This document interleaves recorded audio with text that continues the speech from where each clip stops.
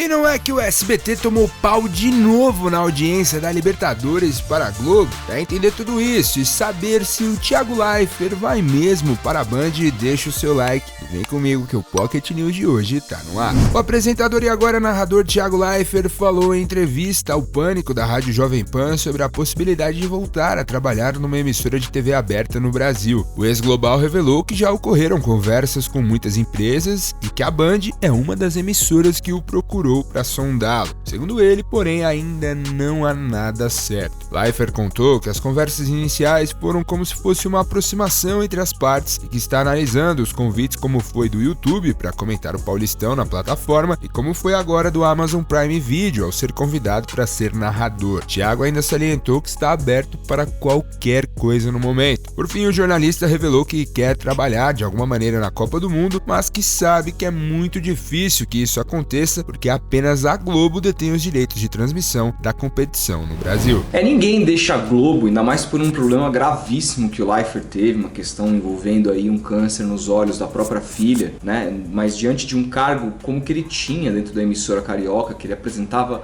os principais programas da casa e estava crescendo, chegou inclusive a substituir o Faustão no hiato que o Hulk ainda não tinha assumido às tardes, final de tarde, início de noite dos domingos. Então o Thiago Leifert só crescia dentro da emissora, o BBB com ele era um sucesso absoluto. Só você pegar aí a diferença, eu sei que não tem necessariamente a ver com o apresentador, mas a diferença de audiência do último BBB apresentado pelo Thiago na Globo e do BBB atual apresentado pelo Tadeu Schmidt, né? Então isso mostra um pouco. De qualquer maneira, ninguém deixa um cargo como esse só crescendo na principal emissora do Brasil e com uma perspectiva de ganhar muito mais dinheiro do que já ganhava para, sei lá, meses depois ir para a Band. O Faustão foi um caso completamente diferente, mais de 30 anos de emissora, era uma outra história.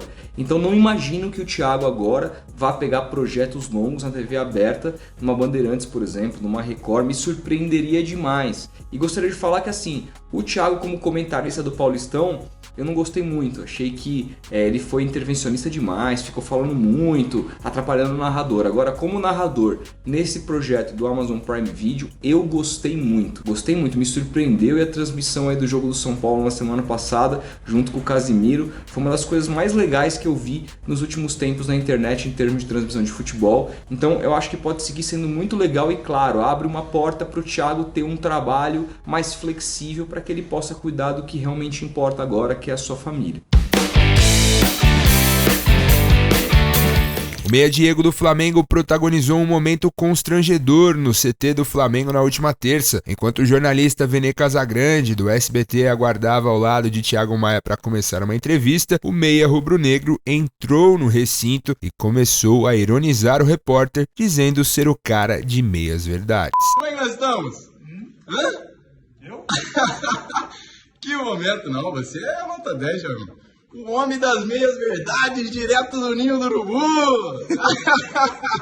Que momento nós estamos vivendo, Mengão! Em sua live, o dono do Cruzeiro, Ronaldo, alimentou o sonho do torcedor celeste com a possibilidade da construção de um estádio próprio do clube. Segundo o fenômeno, trata-se de uma coisa que ele tem pensado muito no momento. Ronaldo disse ainda ter dúvidas se vale a pena para o curto prazo e salientou que se a Raposa tiver a sua própria casa, além de maior poder de decisão sobre os preços de ingressos, seria possível também ter uma renda extra com shows e outros eventos. O técnico Jorge Jesus está de volta ao Rio de Janeiro, mas como turista, como ele mesmo garantiu. O português desembarcou nesta quarta no aeroporto do Galeão e passará 10 dias no Brasil. Tietado por alguns poucos torcedores, o Mister afirmou que segue acompanhando os jogos do Flamengo e de todas as equipes do futebol brasileiro. Questionado se tem negociação com algum clube daqui, Jesus negou e preferiu não falar muito sobre a proposta que tem no momento do Fenerbahçe da Turquia. Mesmo com a conquista do título do campeonato francês, o Paris Saint-Germain prepara uma reformulação importante em seu elenco. Segundo a emissora inglesa Sky Sports, o ataque deve ser um dos setores mais impactados pelas mudanças, ainda mais após o trio formado por Lionel Messi, Neymar e Kylian Mbappé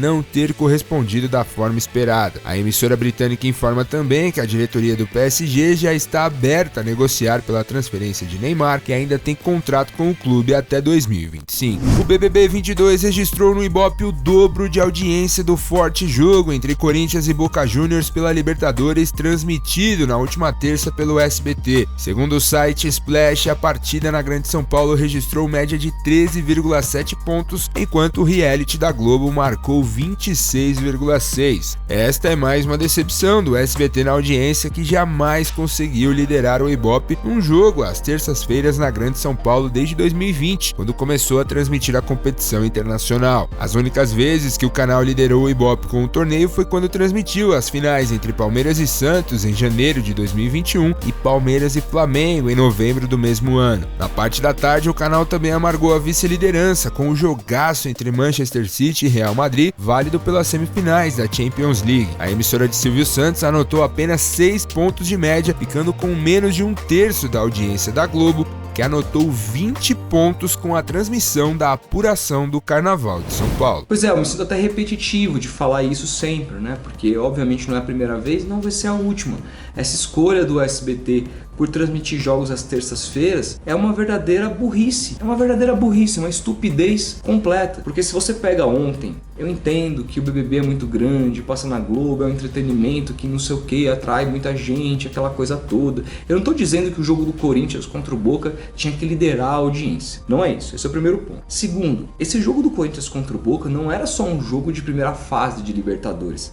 É um jogo decisivo para a principal torcida do estado de São Paulo, da Grande São Paulo, que é onde se mede a principal audiência do país, que é dessa que a gente está falando, que, né, serve como referência para o mercado publicitário. Então, assim, é um jogo que, se você for analisar, o Corinthians poupou seus principais atletas num clássico contra o Palmeiras, visando esse jogo para sobreviver na Libertadores. Era um jogo de vida ou morte, dada a tabela do Corinthians e os seus resultados iniciais, principalmente derrota pro Always Ready, né? Então era um jogo decisivo pro Corinthians e não era contra qualquer adversário, contra só um dos maiores clubes do mundo, o Boca Juniors. Um time conhecidíssimo, um jogo com muito apelo e que teve 13 pontos. Eu corto meus pulsos se numa quarta-feira esse jogo não tivesse pelo menos 16, 17 pontos. Tenho absoluta certeza. É uma estratégia do SBT esse jogo às terças ridícula, porque é o que a gente conversa sempre. Televisão aberta é costume. O brasileiro tem costume de assistir jogo às quartas-feiras. Eu tenho certeza que muito corintiano, muitas pessoas que eventualmente